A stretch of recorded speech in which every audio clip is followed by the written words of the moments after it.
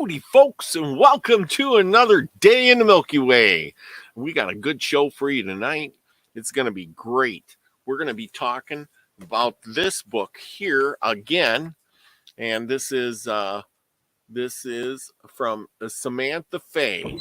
It is called The Wake Dreamer, and I found some really cool stuff in this book, so I thought I'd share it with y'all, and I hope you enjoy it.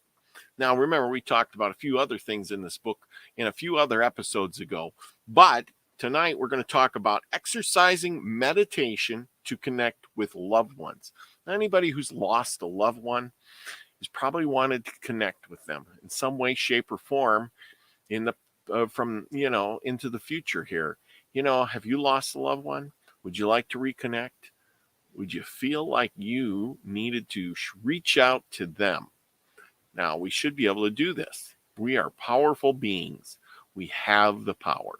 And I'm sure they're just over the veil to the other side, waiting for us to listen and reach out to us, especially if we really need them. So, I thought I'd read you this little bit, and we'll go on from there, because there's nothing more important than finding out, things like that about us. Right? Why not? Because, hey, they're always with you, and you are with them. They never really go anywhere. Remember, energy cannot be destroyed. It just recreates itself. And if things are here, well, then they must be there. Now, I can't accept that everybody just dies and poof, goes in the ground. You never hear from them again. They're probably recreated. Or there's a different place on the other side. We're just trapped here in these meat suits for a little while. Experience life. Yes, that's right. So with that said, I am going to share with you some stuff right here, because it's just good to do so. I like sharing. And there we go. Okay. Exercise meditation to connect with a loved one. This meditation will help you strengthen the bond with your loved ones and learn to reach out to them on the other side for help, to offer assistance, or just to connect with them once in a while. Sit in a comfortable position and close your eyes. Imagine tree roots growing out of the soles of your feet and digging through the earth. Feel the center of your body rooted into the ground. Breathe deeply. Take several deep breaths as you imagine white light surrounding your entire body, enveloping you in this protective energy. Imagine that you're walking through a lovely meadow. In front of you is the most glorious rainbow. Reach out and touch it. Notice how incredibly large it is. It extends higher than you can see and farther than you can take in. Now take a deep breath and begin to walk through the rainbow. First, you will walk through the red color. Breathe this color in and feel the fire of life and creation coursing through you, filling you with the energy. Allow the vibrant red energy to flood through you. See it burning away old residues of insecurity, financial worries, and anxieties. As you walk toward the orange ray, the color of the blazing sunset, you will feel filled with creativity and passion. Your body, mind, and soul are one. Breathe in this orange light and see it filling up holes in your aurora. When you've felt unattractive, blocked, and stagnant, allow warm orange energy to heal your body, mind, and soul. When you're ready, move forward into the yellow light. Breathe in the joyful, courageous, and powerful energy of the yellow light. Your own personal sun radiates out from your center. You feel grounded, centered, connected. The energy from the earth, the sun, and the rainbow fills you with love and light and life force. As you walk into the emerald light, your body is filled with love. Visualize the green light flooding into your heart center, scrubbing clean old residues of heartache and betrayal. Allow a force of love to awaken and grow inside of you.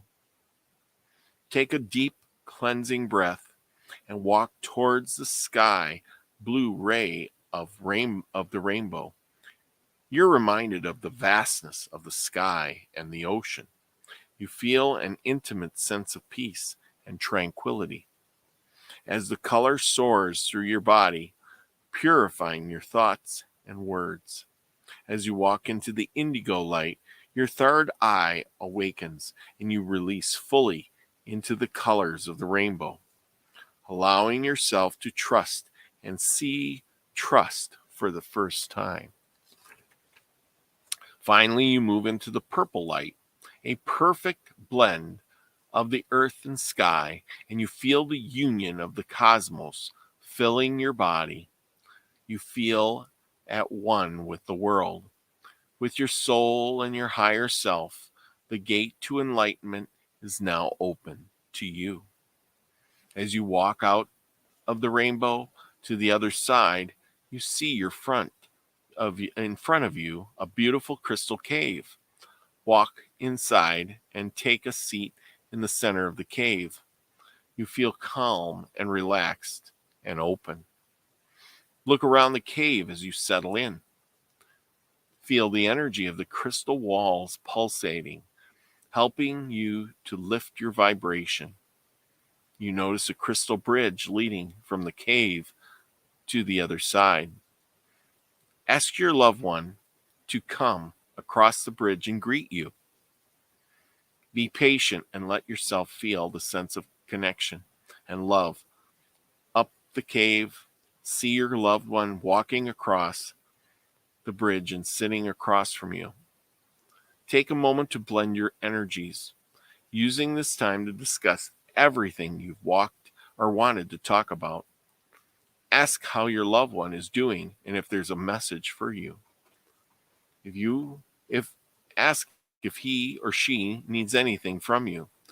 If you have a hard time visualizing a loved one, ask to see a special memory that you share. When you finish your conversation, see your loved one handing you a blue box. As you receive this gift, your loved one tells you that inside the box is a symbol of a sign you'll receive this week to validate this meditation experience. Open the box and peer inside. You may see a feather, a butterfly, a bird, or something completely unexpected. Thank you. Thank your loved one and take a deep breath, knowing you can come back here anytime you need for connection and love. Take another deep breath and allow yourself a moment to sit in the energy of peace and wholeness. When you're ready, reinforce the light around you and gently flutter your eyes open.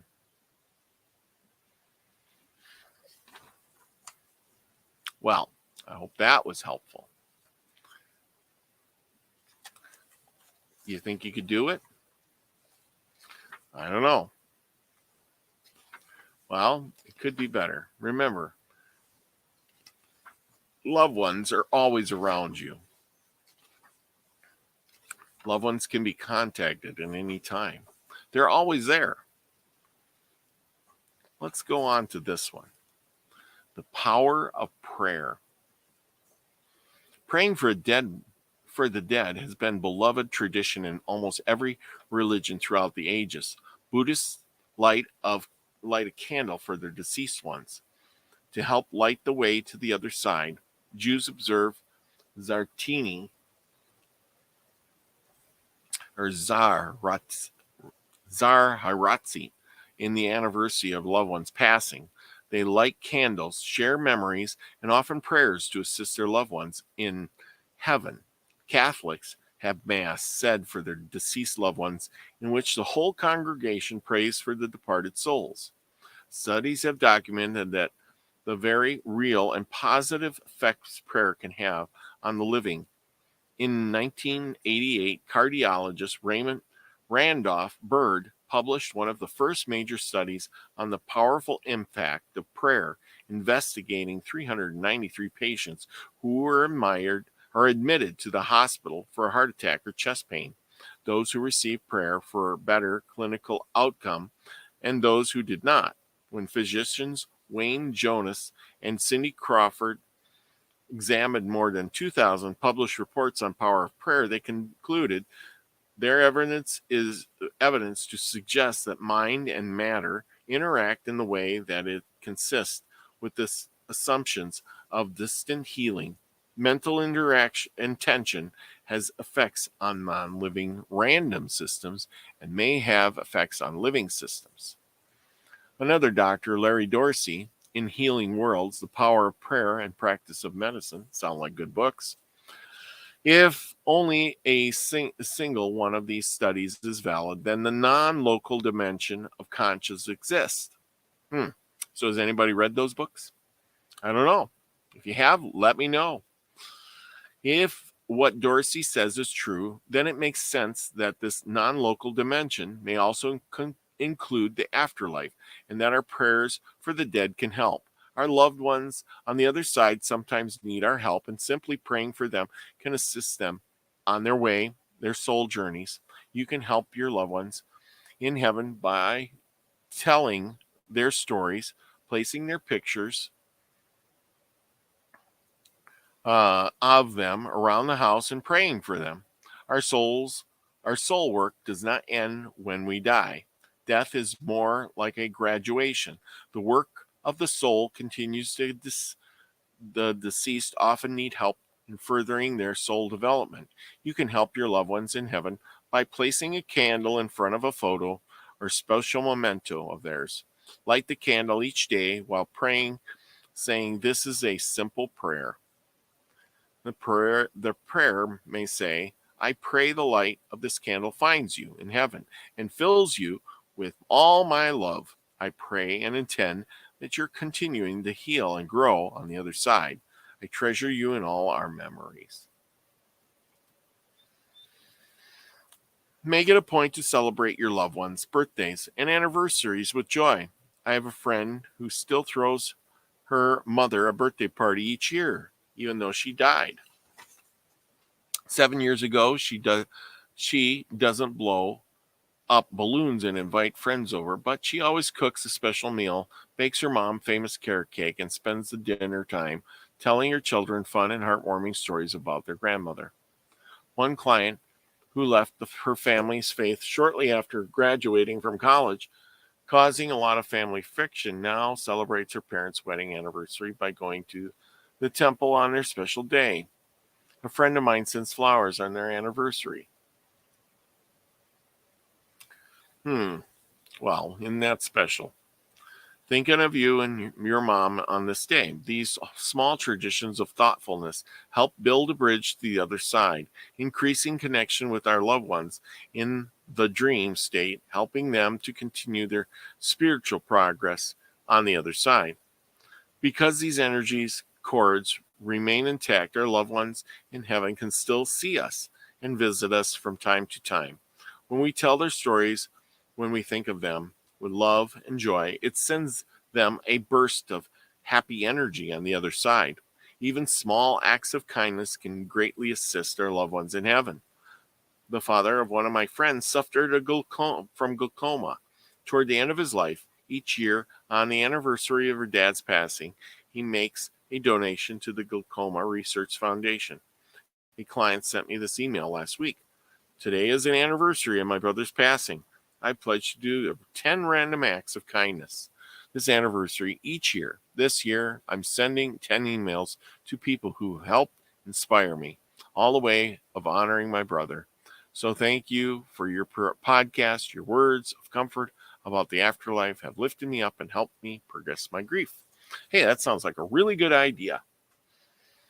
Have you done that to celebrate one of your loved ones who's passed? Done something nice? Made a donation? Done something like that? I think it's a really cool idea.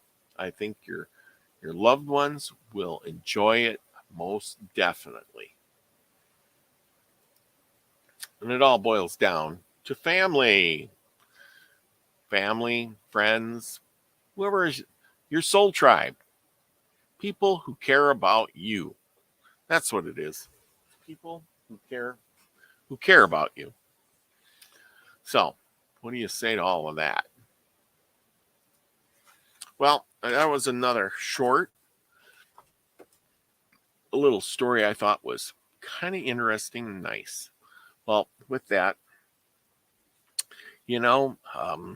some small traditions, celebrate them, think about them, because they'll never be forgotten. As long as you keep them in your memory, bring up their name once in a while, or maybe not name, but do something thinking of them.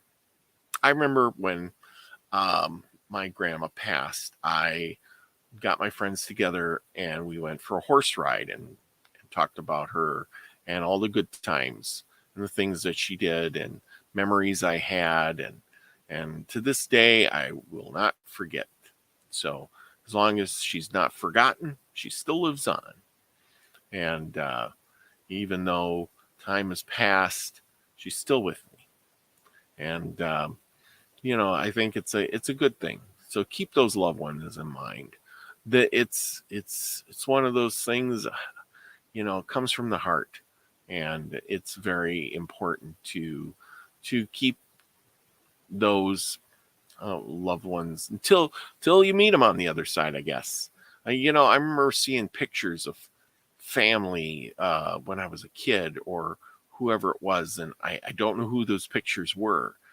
And my dad, I think he knew, and but as time goes by, they're forgotten and nobody will remember who they are. Now, if that was passed to me, I wouldn't have any idea. So, just if they did pass them to me and they told me who they were, well, they wouldn't be forgotten either. They would live on.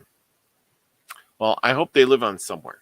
So, with that, let me know your thoughts on that. Do you have a loved one that you remember, do things for, talk out loud to, somebody who's passed recently or, long time ago? Someone who you think about and get sad about, and you shouldn't be sad because they're probably watching over you. Remember, life is all about us and it never goes away. As long as you got them up here and in your heart here. So with that, remember, go out, do something nice for somebody, give them a smile, and then go out and do something nice for somebody who's passed on. Think about somebody, something like that. And remember, be the frequency you want to receive, everyone, because that's what it's all about. Okay, everyone. Peace, everybody. Have a good one.